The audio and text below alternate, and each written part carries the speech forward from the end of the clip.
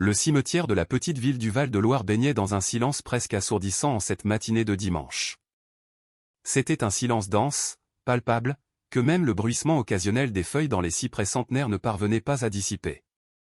Un ciel d'un gris anthracite, bas et lourd, semblait presser de tout son poids sur les stèles de granit et de marbre, méticuleusement alignées comme les soldats d'une armée défaite. La nature elle-même, dans sa grande et immuable sagesse, paraissait observer un deuil respectueux en ce lieu où la douleur humaine était gravée dans la pierre. Stéphane Dubois, un homme dont le visage portait déjà les marques d'un deuil qui le vieillissait au-delà de ses 40 ans imminents, se déplaçait avec une lenteur infinie, presque spectrale, entre les sépultures. Ses pas, amortis par le gazon humide, étaient à peine audibles, comme s'il craignait de déranger le sommeil éternel des défunts. Dans sa main, gantée de cuir noir, il tenait un bouquet de lys blanc, d'une pureté presque irréelle sous la lumière blafarde. C'étaient les fleurs de Sandrine, celles qu'elle aimait avec une passion simple et sincère, celles dont le parfum lui avait un jour, dit-elle, rappelé le bonheur. Chaque pas sur l'allée de gravier crissait sous ses souliers vernis, un son solitaire et strident dans un monde qui s'était tué il y a 6 mois. Ce son était devenu la bande originale de sa vie, le rappel constant de sa solitude. Il s'arrêta enfin, le corps raide, devant la sépulture de marbre noir, une pièce imposante mais d'une sobriété poignante, sur laquelle le nom de sa femme était gravé en lettres d'or. Ces lettres, malgré leur éclat, semblaient dérisoires, incapables de capter la lumière de la vie qu'elle avait été. Sandrine Dubois, 1985 à 2023. Les dates, froides, mathématiques, définitives, lui apparaissaient comme une insulte, une négation brutale de la chaleur, du rire, du mouvement, de tout ce qui avait constitué l'essence même de Sandrine. Avec une précaution qui trahissait la rigidité de son corps endolori par des nuits sans sommeil, il s'agenouilla. Il sentit l'humidité de la terre s'infiltrer à travers le tissu fin de son pantalon de costume, une souillure froide qui lui était indifférente. Ses mains, celles qui avaient dirigé des conseils d'administration et signé des contrats de plusieurs millions, tremblaient de manière incontrôlable alors qu'il arrangeait les lys un par un dans le vase de bronze fixé à la pierre. Il fallait que ce soit parfait. Pour elle. 6 mois aujourd'hui, murmura-t-il, sa voix un simple souffle rauque, brisé par une émotion qui refusait obstinément de s'atténuer avec le passage des jours et des nuits. Le vide qu'elle avait laissé n'était pas un simple creux, c'était un abîme béant qui avait englouti son univers. Et je me réveille encore chaque matin en te cherchant à côté de moi, ma chérie. La première seconde, juste avant que la conscience ne revienne complètement, je suis encore heureux. Je tends la main vers ta place. Et il n'y a que le froid des draps. Je crois encore entendre ton rire, ce rire cristallin qui résonnait dans toute la maison, quand j'ouvre la porte le soir en rentrant. Je m'attends à te voir surgir du salon, un verre de vin à la main, pour me raconter ta journée. Et puis, le silence me frappe au visage. Sa main gantée effleura la photographie en porcelaine, encadrée et scellée sur la stèle. Le visage souriant de Sandrine, immortalisé lors de leurs dernières vacances en Italie. Ses yeux sombres pétillaient de vie, sa tête était légèrement penchée, une mèche de cheveux balayait sa joue. Un instant de bonheur absolu, figé pour l'éternité, le torturant de sa perfection inaccessible. Une larme solitaire, chaude et amère, traça un sillon sur sa joue qu'il ne prit pas la peine d'essuyer. Si je pouvais tout échanger. Tout. Pour te faire revenir, je le ferais sans une seconde d'hésitation. Toute ma fortune, toutes mes entreprises, absolument tout. Il ferma les yeux, la mâchoire si serrée que ses tempes lui faisaient mal. Rien de tout cela n'a la moindre valeur sans toi pour le partager. Ce ne sont que des cendres. Le silence qui suivit ces paroles était oppressant, seulement troublé par le murmure lugubre du vent dans les aiguilles des cyprès qui montaient la garde autour du cimetière. Stéphane luttait pour maîtriser la vague de désespoir qui menaçait de le submerger, une douleur aussi vive, aussi déchirante qu'au premier jour, comme si on venait de lui arracher le cœur de la poitrine à main nue. C'est alors qu'une voix, à la fois grêle et étonnamment assurée, perça le lourd silence. Votre femme est vivante. La phrase, absurde, insensée, le frappa comme un coup de poing. Stéphane ouvrit brusquement les yeux, le cœur battant à tout rompre, un tambour affolé contre ses côtes. Il se retourna si vivement qu'un vertige le prit. Derrière lui, à quelques mètres, se tenait une fillette qui ne pouvait avoir plus de 8 ans. Elle était d'une maigreur frappante, presque squelettique. Ses vêtements, un t-shirt délavé et un pantalon rapiécé, flottaient sur son petit corps frêle. Son visage était maculé de saleté, trahissant des jours d'errance.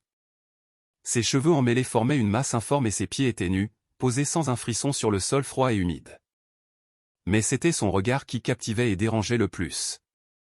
Des yeux immenses, d'un brun profond, sérieux, d'une intensité rare qui semblait porter le poids d'une sagesse bien trop lourde pour son jeune âge. Il ne sciait pas. Il le fixait, sans peur et sans artifice. La petite fille pointa un doigt fin et sale vers la photo sur la tombe. « Achetez-moi à manger et je vous montrerai où elle est », dit-elle sans ciller, son ton factuel contrastant de manière grotesque avec l'énormité de sa déclaration. Stéphane resta paralysé, un tourbillon d'émotions contradictoires le secouant violemment. Sa première réaction fut une colère sourde, brûlante. Comment cet enfant osait-il jouer avec sa peine la plus profonde, profaner ce moment, ce lieu sacré, pour un repas? L'idée était si monstrueuse qu'il sentit un grognement monter dans sa gorge. Mais alors qu'il allait la chasser, il y avait quelque chose dans son regard. Une certitude inébranlable, une absence totale de malice ou de cruauté. Elle ne mentait pas, ou du moins, elle croyait à ce qu'elle disait. Cette conviction l'empêcha de la congédier brutalement. « Qu'est-ce que tu racontes ?» demanda-t-il, sa voix tendue à l'extrême, un fil prêt à rompre. « Je la vois tous les jours, » répondit la fillette, imperturbable. « Elle vend des crêpes salées dans un kiosque près de là où je dors. Elle est exactement comme sur la photo. Sauf qu'elle ne sourit jamais comme ça. » Stéphane sentit son cœur s'emballer furieusement dans sa poitrine. Une partie de son esprit, la partie rationnelle, l'homme d'affaires pragmatique, hurlait que c'était impossible. Le délire d'une enfant affamée, une coïncidence, une ressemblance fortuite. Sandrine était morte. Il avait identifié son corps. Il l'avait enterré. C'était un fait. Mais une autre partie de lui, celle qui, au plus profond de son être, refusait encore d'accepter la finalité de la mort, celle qui négociait chaque nuit avec un Dieu auquel il ne croyait pas, s'agrippa désespérément à cette étincelle impossible d'espoir. C'était une folie, mais la vie sans elle était déjà une folie. « Tu es sûr de ce que tu dis ?» demanda-t-il en s'accroupissant lentement pour se mettre à sa hauteur, cherchant une faille, un signe de mensonge dans son expression grave. « Oui, » répondit-elle en croisant ses bras maigres sur sa poitrine dans un geste de défi enfantin mais ferme. « Mais j'ai faim. Vous m'achetez à manger, et je vous emmène là-bas. Après. » Stéphane étudia son visage pendant un long moment qui parut s'étirer à l'infini. La gamine ne détournait pas les yeux. Son regard était direct et franc. Il prit une profonde inspiration, l'air froid brûlant ses poumons comme pour le rappeler à la réalité. Que risquait-il? Un repas? Face à la possibilité, même infime, même insensée, de revoir le visage de Sandrine, le prix était dérisoire. « Comment t'appelles-tu » ? « Chloé. »« Chloé Martin. »« Très bien, Chloé, » dit-il, sa décision prise. « Allons manger quelque chose.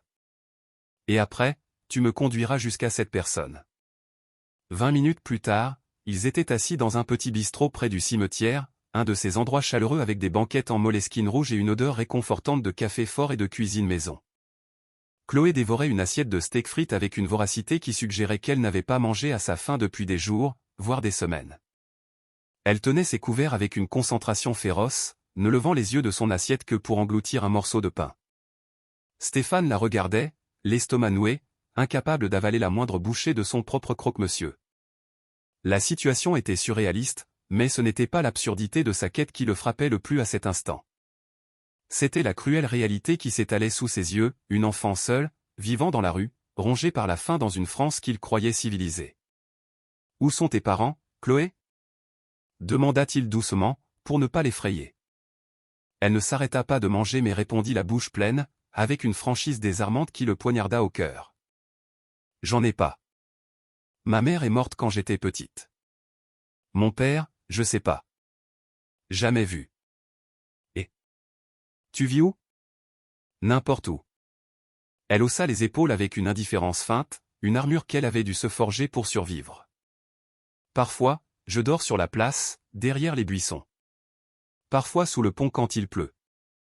Ça dépend. » Stéphane sentit sa propre douleur, si immense, si personnelle, s'élargir pour englober une nouvelle peine, plus vaste et plus honteuse.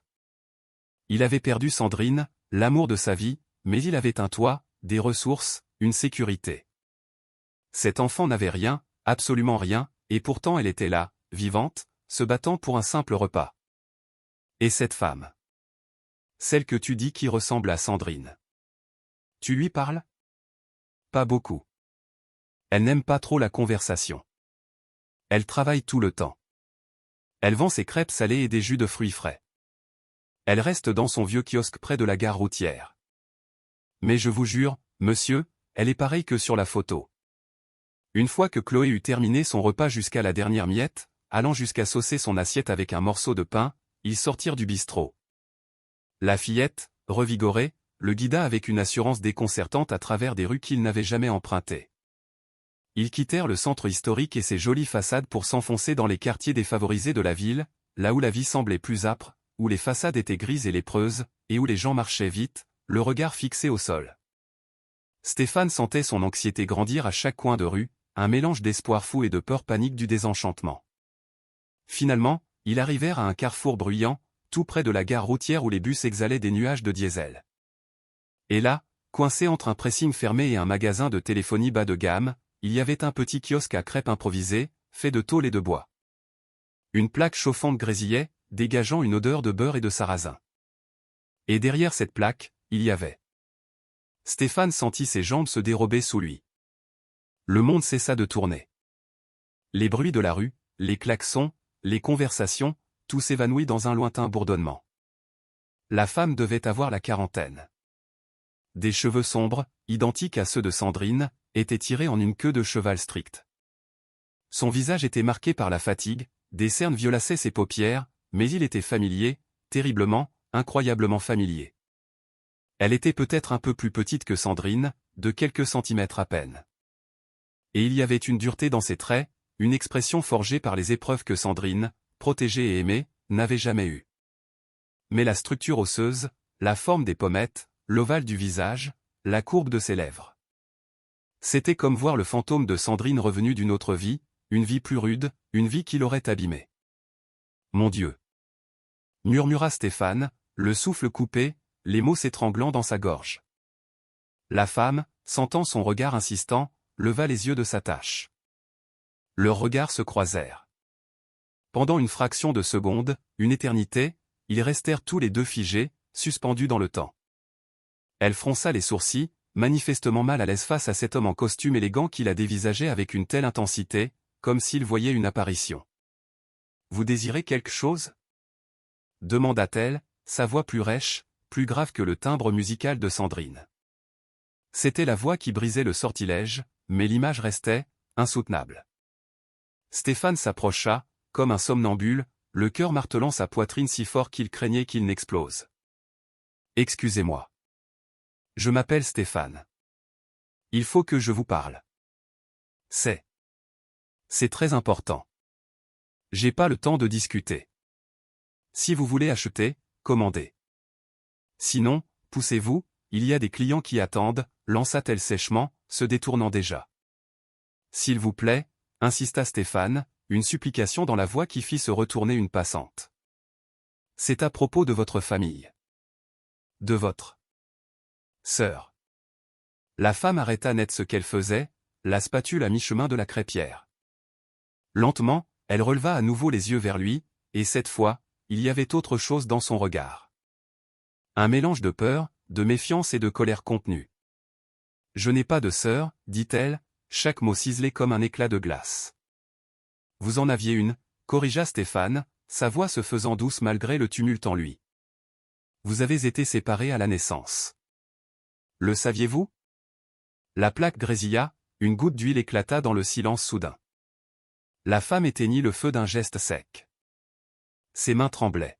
« Qui êtes-vous ? » demanda-t-elle, et cette fois, sa voix n'était plus rêche, mais fragile. « Je m'appelle Stéphane Dubois. J'étais le mari de Sandrine.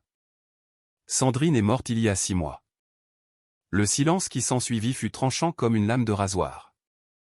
La femme posa ses 2 mains à plat sur le comptoir, comme pour ne pas s'effondrer. « Sandrine. » répéta-t-elle, le nom sonnant étrange sur ses lèvres. Puis elle secoua la tête, un mouvement de déni violent. « Non. Non, ce n'est pas possible. C'est la vérité, dit Stéphane. Et vous? Vous êtes son portrait craché. S'il vous plaît, accordez-moi quelques minutes. Juste quelques minutes. Ils s'assirent sur un banc public un peu plus loin, un îlot de misère au milieu du trafic. Chloé attendait à distance, observant la scène avec une attention solennelle, son rôle de messagère terminé. La femme lui dit qu'elle s'appelait Valérie Martin. Son histoire était un résumé brutal d'une vie de manque.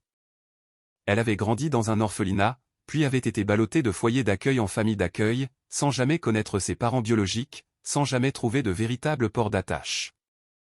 Stéphane, à son tour, lui raconta l'histoire de Sandrine. Comment ils s'étaient rencontrés à l'université, leur mariage, leur vie remplie de voyages, d'amour et de projets. Puis, il raconta la fin. La route mouillée, le camion qui dérapait, l'appel de la police. Il sortit son téléphone, ses doigts gourds, et lui montra des photos. Valérie prit l'appareil, ses mains tremblant si fort qu'elle avait du mal à faire défiler les images. Des photos de Sandrine souriant à la caméra, Sandrine sur un bateau, Sandrine le jour de leur mariage, Sandrine avec ses parents adoptifs. Des larmes commencèrent à couler sur son visage fatigué, des larmes silencieuses qui semblaient venir de très loin, d'une source de chagrin tari depuis longtemps. Elle a tout eu, murmura-t-elle, un sanglot rauque secouant ses épaules.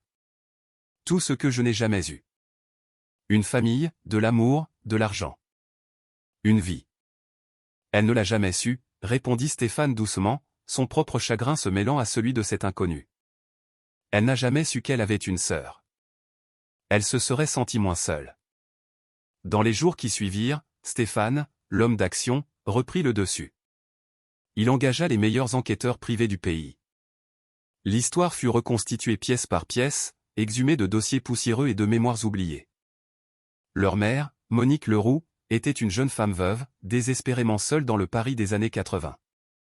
Elle était tombée enceinte de jumelles dizygotes, de fausses jumelles qui, par un caprice de la génétique, se ressemblaient énormément. Sans famille, sans ressources, terrifiée à l'idée de ne pouvoir offrir un avenir à ses deux enfants, Monique avait pris la décision la plus déchirante de sa vie. Elle avait confié l'un des bébés, Sandrine, à l'adoption via une agence privée, espérant qu'au moins l'une d'elles aurait une vie meilleure. Elle avait gardé Valérie, mais la vie et la pauvreté l'avaient broyée, la forçant à la placer à l'assistance publique quelques mois plus tard, avant de sombrer elle-même. Monique Leroux était morte 3 ans plus tard d'une pneumonie, seule dans un petit appartement, emportant son secret dans la tombe. Les enquêteurs retrouvèrent les actes de naissance, les registres de l'orphelinat, le dossier d'adoption de Sandrine. Tout confirmait l'histoire. Elles étaient sœurs. Quand Stéphane montra le dossier de preuve à Valérie dans le salon de sa grande maison vide, elle pleura pendant des heures. Elle pleura pour la mère qu'elle n'avait jamais connue et qui l'avait abandonnée. Elle pleura pour la sœur dont elle ignorait l'existence et qui avait eu la vie dont elle rêvait. Elle pleura pour sa propre vie, une succession de luttes et de solitude. Stéphane, maladroitement, resta à ses côtés, lui tendant des mouchoirs, la laissant vider le chagrin de toute une vie. Il ne pouvait plus s'éloigner d'elle, ni de Chloé. Au cours des mois suivants, il commença à tisser, sans même s'en rendre compte, les fils d'une nouvelle famille. Il régla les dettes de Valérie. Il lui trouva un meilleur emplacement pour son kiosque, puis, voyant son talent et sa détermination, l'aida à ouvrir un petit bistrot, chez Val, qui devint rapidement populaire. Et Chloé, la petite fille qui avait tout révélé, fut également prise sous son aile. Stéphane devint son tuteur légal, un processus long et complexe qu'il mena avec une ténacité inébranlable. Il paya pour sa nourriture, ses vêtements, son inscription dans la meilleure école de la ville, ses soins médicaux. Il lui lisait des histoires le soir, l'aidait avec ses devoirs, découvrant une facette de lui-même qu'il ne connaissait pas. Mais cette cohabitation forcée par les circonstances engendra quelque chose d'inattendu et de troublant. Au début, Stéphane ne voyait en Valérie qu'un lien avec Sandrine, un écho de sa femme perdue. Chaque intonation de sa voix, chaque geste lui rappelait douloureusement son amour défunt. Mais peu à peu, il commença à voir la femme qu'elle était réellement, forte, résiliente, pleine d'un humour caustique né des épreuves, et d'une dignité sans faille. Valérie était différente de Sandrine. Plus dure en apparence, moins rêveuse, plus ancrée dans le réel. Mais il y avait en elle une bonté profonde, une bonté forgée dans la souffrance, qui le touchait immensément. Et Valérie, de son côté, voyait en Stéphane non pas le milliardaire veuf, mais l'homme qui pleurait en parlant de sa sœur, qui se souciait sincèrement d'une petite fille des rues, qui traitait ses employés et les clients de son bistrot avec un respect qu'elle avait rarement connu. Un soir, près d'un an plus tard, ils étaient assis dans le petit bistrot après la fermeture. Chloé dormait sur une banquette, enroulée dans une couverture. La lumière tamisée baignait la pièce d'une lueur intime. « Je me sens coupable », avoua Valérie à voix basse, en faisant tourner sa tasse de tisane entre ses mains. « De commencer à ressentir quelque chose pour toi. J'ai l'impression de trahir ma propre sœur. La sœur que je n'ai jamais connue. C'est fou, non ?» Stéphane prit sa main posée sur la table. Sa peau était rêche, abîmée par des années de travail, si différente des mains douces de Sandrine. Juste avant l'accident, dans la voiture, Sandrine m'a fait promettre que je continuerais à vivre. Que je ne m'enterrerais pas avec elle. Elle m'a dit, promets-moi d'être heureux à nouveau, Stéphane. Pour moi. Elle n'aurait jamais voulu que je reste seul pour toujours. Et tu penses? Tu penses qu'elle approuverait? Ça? Nous. Je pense qu'elle serait heureuse de savoir que la sœur qu'elle n'a jamais connue est en sécurité et aimée. Et que tu m'aides à tenir ma promesse. Tu m'aides à vivre à nouveau. Mais le monde extérieur ne se montra pas aussi compréhensif. Quand la nouvelle de leur relation se répandit, celle du milliardaire veuf qui fréquentait la sœur pauvre et retrouvée de sa défunte épouse, la presse à scandale se déchaîna. Les titres étaient cruels, il remplaçait sa femme par son sosie, l'arnaque au chagrin. Ils accusèrent Stéphane de vouloir simplement remplacer Sandrine par une copie moins chère. Ils qualifièrent Valérie d'opportuniste, de croqueuse de diamants qui utilisait le visage de sa sœur pour s'enrichir. Les réseaux sociaux se remplirent de haine et de jugements péremptoires. La famille adoptive de Sandrine, qui l'avait élevée avec amour pendant des décennies, rompit tout contact avec Stéphane, le considérant comme un traître à la mémoire de leur fille. La pression était immense, et elle commença à les user. Ce fut Chloé, qui avait maintenant 9 ans et s'épanouissait dans sa nouvelle vie, qui prononça la phrase qui changea tout. Un soir, en les voyant abattus après une nouvelle attaque dans les journaux, elle leur dit avec la logique implacable de l'enfance, « Pourquoi vous vous souciez de ce que pensent les gens méchants? Vous êtes gentils l'un pour l'autre. Vous m'avez sauvé. Pourquoi vous n'auriez pas le droit d'être heureux ?» Et elle avait raison. Stéphane et Valérie décidèrent de tout recommencer. Loin de tout. Ils vendirent le bistrot, assurant un avenir confortable à ses employés. Stéphane réorganisa ses affaires, prenant du recul sur ses entreprises en France, et ils déménagèrent.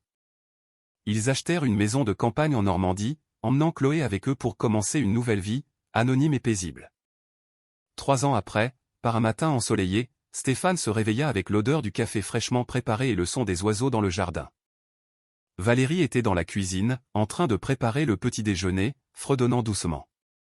Chloé, maintenant une préadolescente de 12 ans, étudiait dans un collège international et rêvait de devenir médecin. Il s'était construit une nouvelle vie, sans jamais oublier Sandrine. Sa photo trônait toujours dans le salon, une présence respectée et aimée, mais il ne vivait plus enchaîné au passé. Stéphane enlaça Valérie par derrière, déposant un baiser dans son cou. « Bonjour », murmura-t-il. « Bonjour », répondit-elle en souriant. Chloé a un contrôle de maths aujourd'hui. Elle dit qu'elle a révisé toute la nuit. Elle va assurer, comme toujours. Valérie se retourna dans ses bras. « Tu es heureux ?» demanda-t-elle, son regard cherchant le sien, une question qu'elle posait encore de temps en temps, comme pour se rassurer. « Très heureux », répondit Stéphane sans l'ombre d'une hésitation. Et c'était la vérité. « Tu m'as appris qu'il est possible d'aimer à nouveau, qu'il est possible d'honorer le passé sans en être prisonnier. Et toi, dit-elle, tu m'as montré que je méritais plus que de simplement survivre. Que je méritais de vivre. » Chloé entra dans la cuisine, déjà en uniforme, son sac à dos sur les épaules. « Vous allez rester là à vous faire des mamours où on prend le petit déjeuner? J'ai un contrôle, je vous rappelle. » Ils éclatèrent de rire tous les trois. Une famille improbable, née d'une tragédie, de secrets et du hasard, mais une vraie famille, bâtie sur un amour sincère et des choix conscients. Ce soir-là, après que Chloé fut couchée, Stéphane se rendit devant le petit hôtel qu'il avait aménagé pour Sandrine dans un coin de son bureau. Il alluma une bougie, toucha doucement la photo. « Merci », chuchota-t-il à l'image souriante. Merci de m'avoir fait promettre de vivre. J'ai trouvé ta sœur, Sandrine. Et je crois que tu serais heureuse. Heureuse de savoir qu'elle a enfin la vie qu'elle méritait. Tout comme toi. Un léger courant d'air, venu d'une fenêtre entr'ouverte, fit frémir la flamme de la bougie, la faisant danser un instant. Stéphane sourit. Peut-être n'était-ce qu'une coïncidence.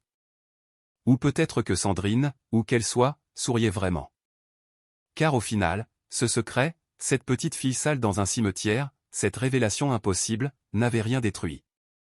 Certains secrets émergent des ténèbres pour tout anéantir. D'autres, pour tout recommencer.